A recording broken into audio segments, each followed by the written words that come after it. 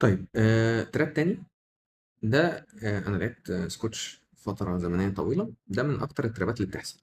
تمام، هو ما بيحصلش كتير برضو، بس يعني بيحصل يعني. تمام، انت بتضرب السنتر عادي جدا وبنبتدي الاوبننج بتاعنا عادي خالص.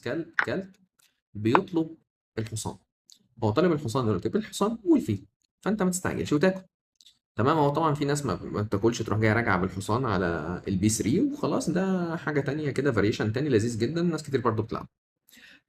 انت دلوقتي حميت بقطعتين ومطلوب بقطعتين، فما فيش مشكله. اللي عارف اللاين بيطلع بالوزير. ماشي، بيطلع على الوزير على الاف 6. ده بقى قصه تانية خالص. طب نفترض ان هو طلع بالحصان، دي ميستيك. هو كده على الاقل هتكسب فرق. تمام، اللي هو يعني هتكسب قطعه، تاخد قطعه كامله زياده. ازاي؟ انت دلوقتي هتاكل الحصان. طيب انت طالب الوزير، ماشي.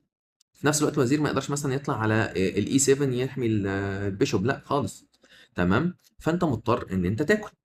تمام، سواء اكلت بقى بالعسكري ده او العسكري بتاع الدي. تمام، طبعا لو اكلت بالعسكري بتاع الدي ممكن تضحي او تاخد وزير في وزير. تمام، بحيث ان انت تبوظ له التبييت وتاخد الايه، القطعه فور فري.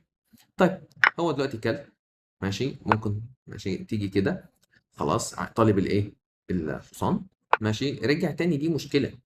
لان دلوقتي كش دي هيروح فين؟